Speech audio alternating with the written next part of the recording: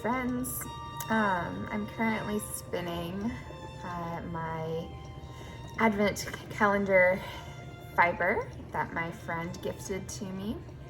And as I was spinning, I was kind of reflecting back on the questions that I answered yesterday. And a couple of the questions, I don't know if other people do this, like you'll have a conversation and then you'll think later like of all of the stuff that like you wish you had said in that conversation. Like I'm having that now, like a day later after the video is already published. So I thought that I would just, I don't know if it's even important to clarify, but I thought that I would. So at one point I think it was just the question about like spinning consistent yarn. And at one point I mentioned that I'm an intuitive spinner. What I meant by that was that I don't feel like I spin super technically. I kind of just go based on feel, which I really enjoy and is really fun. I don't even know if being an intuitive spinner is a real thing. That's just a term that like I thought described it, but I don't know. That might be an actual thing and I might not be using a pre-existing term correctly. I don't know. But yeah, so just what I mean by that is I just kind of like go based on feel and like intuitively like what I want to be doing with the yarn at that time. I'm not using really much technique at all that I learned from other places. But with that being said, that's one of the things that I'm wanting to do in the new year is become a little bit more technical and maybe not like have all of my spinning be like a technical spin, but for having that option, like if I wanted to be more technical or more specific about how I was spinning something, I want to be able to do that if I want to, because as it is, I just don't feel super well versed in a lot of techniques. So I just spin intuitively and that's been fun. And that's one of the reasons why I haven't really learned a bunch of technique is because I've just been having fun playing with the yarn as it is. But that's something I'd like to do more of in the new year, I think, is learn some more techniques so that I have that option if I want to. The second thing that I had in my, in my answer to that question about like how long did it take for you to become consistent with your spinning, because the person who asked the question was like, I still get very thick and thin yarns, I think, if I'm remembering her exact phrasing correctly. Yeah, I guess I wanted to clarify that like I definitely still get like thick and thin bits. It's, I think, pretty inherent like with hand spun yarn that you're gonna get some thick and thin spots. But some people are very consistent, and that is a thing. And my yarn is certainly more consistent than it was when I first started spinning. Some of my yarns are pretty consistent, honestly, as far as like there isn't a lot of thick and thin, like the variation is pretty minor. But with that being said, I would say that most of my spins are still fairly thick and thin. They're just not like dramatically thick and thin. I have some thicker bits and some thinner bits. And then in the finished yarn, you can still kind of tell, but it's not hugely obvious after it's been plied. And especially since I tend to do a chain ply and my yarn has 3 plies, it's just really not very obvious.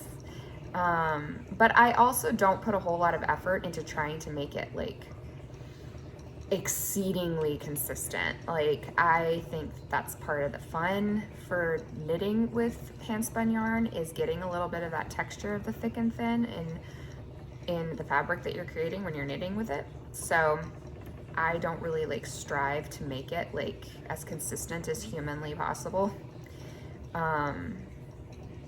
So I guess I wanted to clarify that too, like, cause I was talking about how long it took me to spin consistently.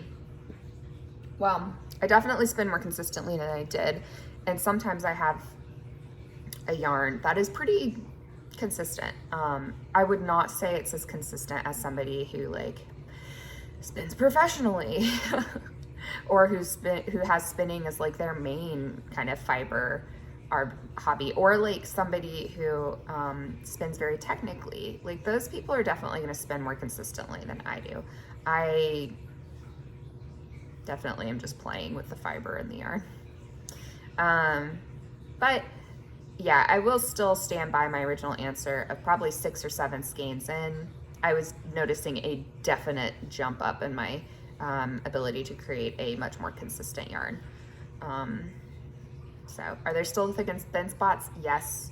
That's partially intentional and partially because I don't spin super technically, and I have not developed those skills to be able to develop like a super consistent yarn. I am also not super interested in developing the skills to spin a super consistent yarn. I think that would stress me out and kind of take some of the fun out of it for me. I think that's probably part of the fun for some people, or maybe even a lot of people.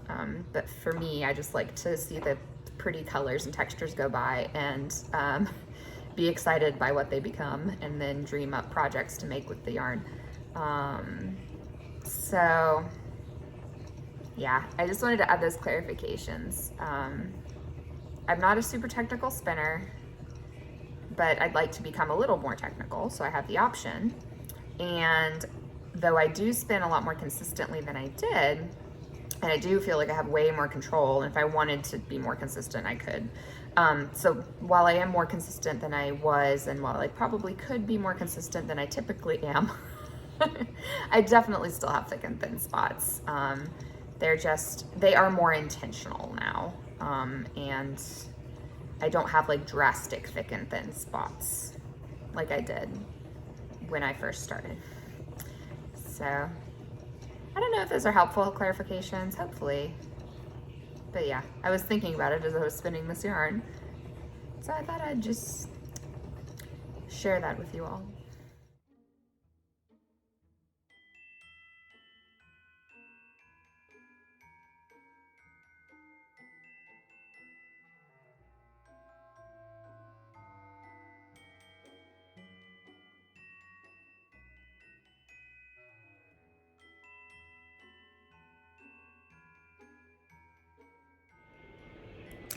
So I'm at the office for today, and then I'll be going to the studio after work for taking a dance class and then teaching a class. I wanted to just check in briefly just to let you know that I did finish my medley mitts by Helen Stewart, and I'm going to insert a picture of those in just a moment. Because I didn't get any video of them. Like, it was kind of hard to get some good video without the dogs jostling me and with the this little stand called that we put the camera on. I don't know, it's escaping me at the moment. Tripod. Oh, so I couldn't get a good video of it, but I will insert a picture for you. They're super soft and cuddly and wonderful, and I can't wait to cast on the hat for them. I already have plans for a cowl that's actually going to match pretty well, or coordinate pretty well, so that's nice. But the only modification that I made to the pattern was the pattern calls for a twisted rib, which you can kind of tell by looking at it, so I don't feel like I'm giving anything away. You can tell it's a twisted rib. And I just did like a normal 1x1 rib, so you will see mine does look different than the other samples for the pattern, but I prefer 1x1, just regular 1x1 rib. I don't really love twisted rib. I don't love how it looks, so that's why I made that change. But yeah, so I'm just at the office for the afternoon and early evening. Then I'll be at the studio for a few hours this evening, and then my winter break starts, which I'm very excited about. I'm putting together a plan for how I'm going to spend my staycation next week.